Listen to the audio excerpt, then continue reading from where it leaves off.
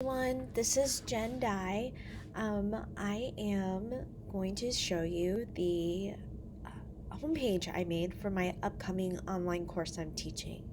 So here's a list of all my courses in Canvas. Right now it's pretty bare.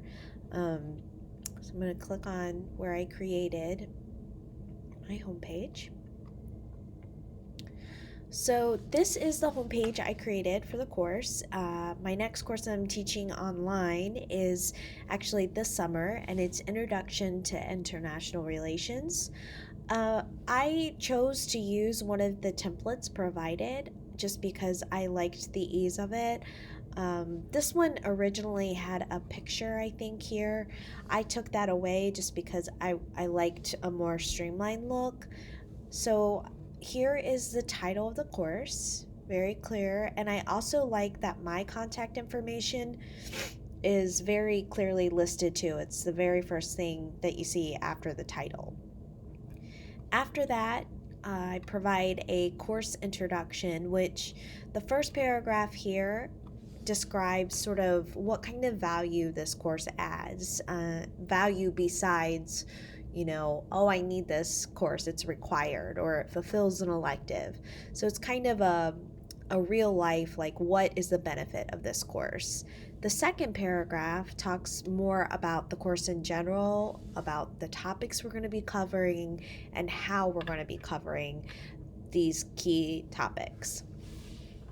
I really, really liked this template because it provided a brief but very clear outline to look at the course as an overview by providing all the modules here. So I have kind of the introductory module and then all these other modules with the broad topic that we'd be covering. And these are linked so that when you click on them, it will take you to that module. That way students can kind of see as an overview, there are this many modules in the course, these are the topics that we're covering, and just get a bird's eye view of the course.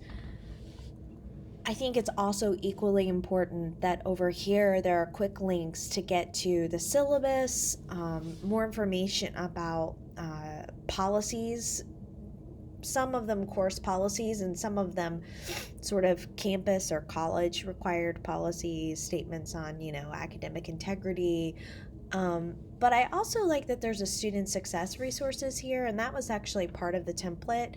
In my syllabus, I do include a lengthy section about services, from everything from financial assistance should students have questions about that, to mental health, to, it's not like super in depth, but it's enough to point them in the right direction of this is where you're going to contact. But I like that this template separates that out so that they can click on that and automatically be taken to UC Blue Ash's site for all the student resources without having to go through the syllabus to get that. So these are also linked, as you can tell probably from the little underline, to specific things. So instructor introduction is actually linked to this module, which is start here. So I'll go ahead and click that. You can see it shows here. So right now, since I'm building the course, all the modules are available to see. So you can see as I'm scrolling down. I haven't built out clearly all of the pages yet that I want to include, all the activities and quizzes and things like that. I have a little bit of time left to do that, thankfully. But eventually, when they're all built out, I do plan on putting some of these modules, or all of them actually, on a time of when they can become available. So I want to do that because I want to provide enough structure for students so that it doesn't seem overwhelming. And also, I don't want students, even though I want them to be able to have the flexibility to work at their own pace and to fit in the coursework when it works best for them to get it done by the deadline, I don't equally want them working so far ahead that, it's not helpful. It's not interactive. It's not, if you have somebody posting to the discussion 3 weeks before we get to a module, the odds are the most of the other class are not caught up with that. And so I just want to make it a little bit more structured there naturally. So I do plan on hiding some of these modules, and then just releasing them, a week or two prior to us actually getting to it, so students can see what's coming on the horizon, but also not kind of get taken to this page and then scroll through and be like, oh, I see all this stuff. So that actually is a good chance now to look at this side navigation menu.